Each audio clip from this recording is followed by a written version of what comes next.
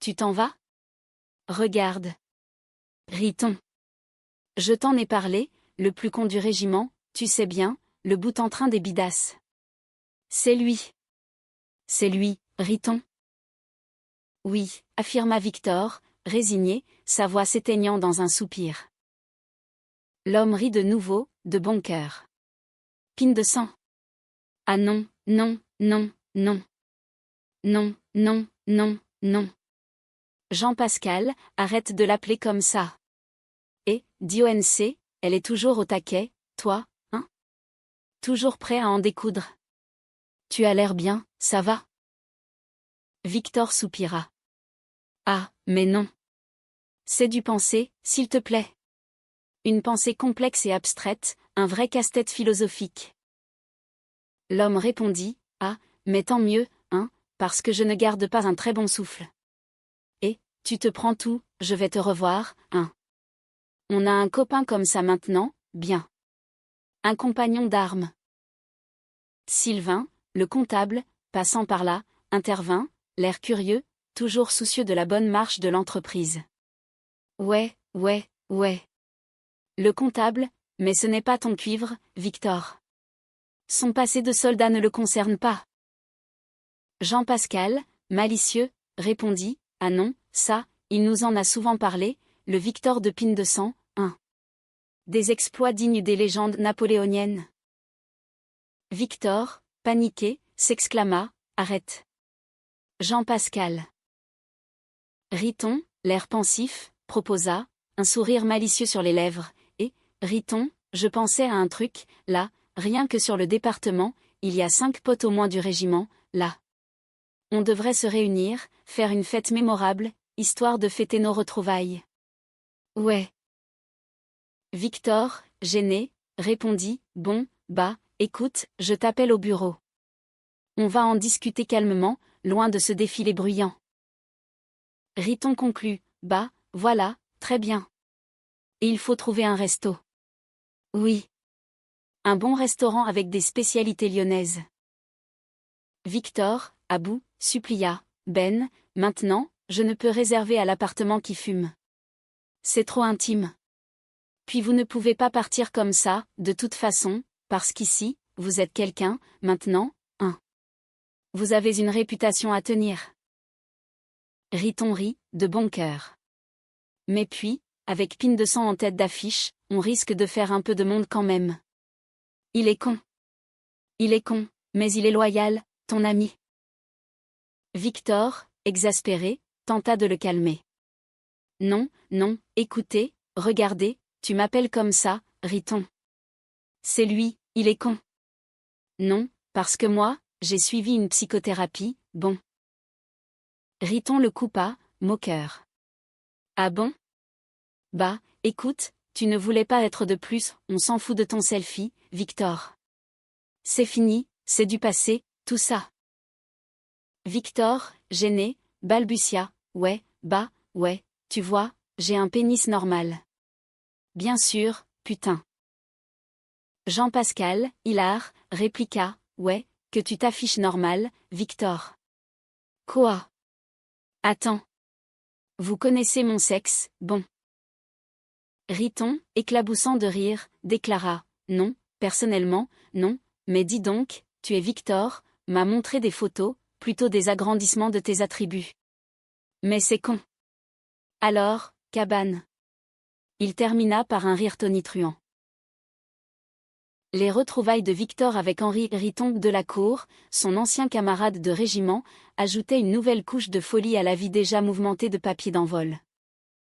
Les secrets de chacun semblaient destinés à être exposés au grand jour, transformant le bureau en une véritable scène de théâtre burlesque. La semaine suivante, une nouvelle intrigue sentimentale agitait les esprits, les cœurs battaient la chamade, et les âmes s'entrechoquaient. Jean-Pascal et Victor, assis à la machine à café, discutaient des méfaits de l'amour, des déceptions amoureuses, et de la volatilité des passions humaines. Que dalle, s'écria Jean-Pascal, le visage tordu par la frustration. Il a disparu. Monsieur Léger, l'élu de mon cœur, l'homme qui me faisait vibrer. Je ne comprends pas. D'un coup, comme ça, un bougnard de tout le week-end, désintégré, évaporé, volatilisé. Ah, les hommes. Au début, ils sont superbes, ils te promettent monts et merveilles, et à la fin. Ils ne sont plus là, ils disparaissent comme par enchantement, te laissant seul et désemparé. Jean-Pascal mimait avec emphase le désarroi d'une femme éplorée. Victor, blasé, haussa un sourcil. Ouais, super, super, Jean-Pascal. Toujours aussi théâtral.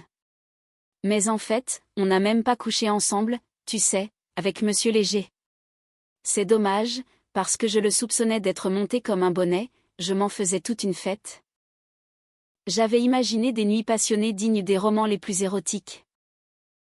Plus tard, Jean-Pascal se retrouvait à son bureau, les yeux fixés sur l'écran de son ordinateur. Il regardait un extrait de film avec une intensité déroutante. Dimanche, je me suis regardé le petit film de 23 heures, là. Les jardins de la nuit éternelle. C'était bien, c'était chaud. Une vraie tornade de passion. Victor, s'approchant, demanda, les yeux rivés sur l'écran.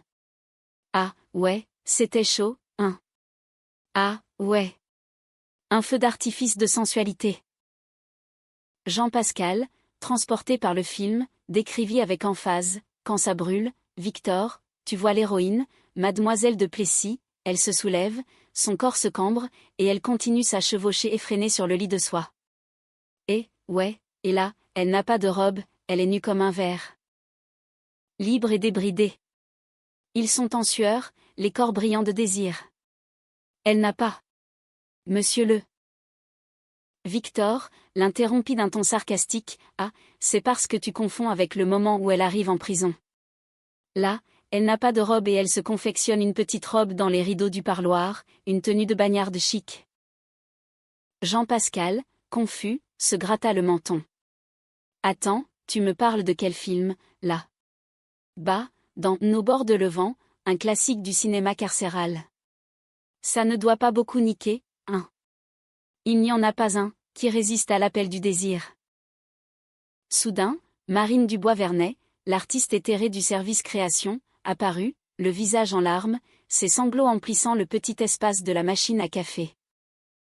Victor et Jean-Pascal, interloqués par cette soudaine manifestation de douleur, demandèrent, l'air faussement inquiet, « Ça ne va pas, Marine, qu'est-ce qu'il se passe? » « Oh, t'as un gros chagrin, un chagrin d'amour déchirant.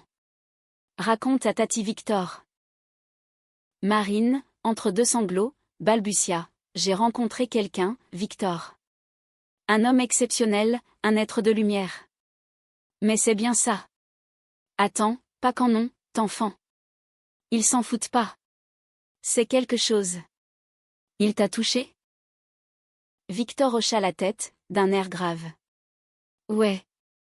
La main. Il m'a effleuré la paume d'un geste délicat. Et après, comment tu étais-tu?